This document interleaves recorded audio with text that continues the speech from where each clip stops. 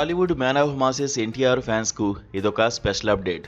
ఆర్ఆర్ఆర్ వంటి ఒక global master piece తర్వాత కొరటాల శివ దర్శకత్వంలో వచ్చిన దేవర్తో తారక్ తన బాక్సాఫీస్ సత్తా ఏంటో మరోసారి నిరూపించారు. సోలోగా 500 కోట్ల క్లబ్లో చేరి తనకంటూ ఒక కొత్త బెంచ్ మార్క్ సెట్ చేసుకున్నారు. అయితే ఆ తర్వాత వచ్చిన వార్ 2 మాత్రం ఫ్యాన్స్ ను కాస్త నిరాశకు గురి చేసిందనే చెప్పాలి. దీంతో అందరి కళ్ళు ప్రశాంత్ నీల్ డ్రాగన్ అలాగే రాబోయే దేవర్ 2 మీద ఉన్నాయి.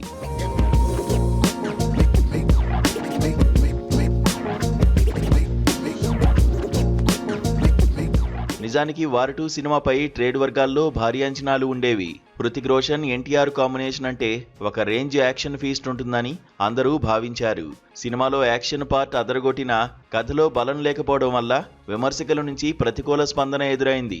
బాక్సాఫీస్ వద్ద కూడా ఈ మూవీ పెద్దగా ప్రభావం చూపలేక డిజాస్టర్ గా మిగిలిపోయింది. ఈ సినిమా తారక్ చేయకపోయినా బాగుండేదని అభిమానులు సైతం ఫీల్ అయ్యేలా చేసింది. ఈ చేదు జ్ఞాపకాన్ని తుడిచేసే బాధ్యత ఇప్పుడు ప్రశాంత్ నీల్ మీద ఉంది. ప్రస్తుతం ఎన్టీఆర్ పూర్తి ఫోకస్ ప్రశాంత్ నీల్ దర్శకత్వంలో తెరకెక్కుతున్న డ్రాగన్ చిత్రంపైనే ఉంది. కేజీఎఫ్, సలార్ చిత్రాలతో మాస్ పల్స్ పట్టుకున్న నీల్ ఎన్టీఆర్ను ఏ రేంజ్లో చూపిస్తారో అని ఇండస్ట్రీ మొత్తం ఆసక్తిగా ఎదురు చూస్తోంది. ఈ సినిమాపై ప్రస్తుతం నెట్టింట పాజిటివ్ వైబ్స్ కనిపిస్తున్నాయి.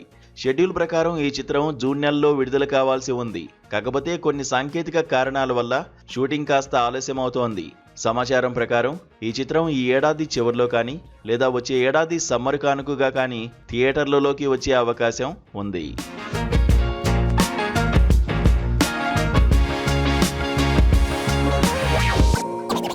ఇక దేవర పార్ట్ 1 ఇచ్చిన ఊపుతో దేవర 2ను మరింత గ్రాండ్గా ప్లాన్ చేస్తున్నారు కొరటాల శివ. పార్ట్ 1లో సెకండ్ హాఫ్ విషయంలో వచ్చిన కొన్ని కంప్లైంట్స్ ను ఈసారి రిపీట్ కాకుండా జాగ్రత్త పడుతున్నారు. ఎన్టీఆర్ స్వయంగా స్క్రిప్ట్ విషయంలో కొన్ని కీలక మార్పులు సూచించారట. తారక్ అభిరుచికి తగ్గట్టుగా కొరటాల శివ స్క్రిప్ట్ ను పక్కాగా సిద్ధం చేసినట్లు తెలుస్తోంది. వచ్చే ఏడాదిలోనే ఈ ప్రాజెక్టు పట్టాలెక్కే అవకాశాలు ఎక్కువగా ఉన్నాయి.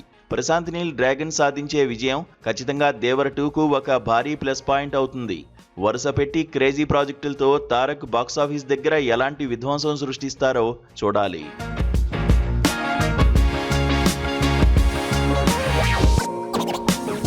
Yeah.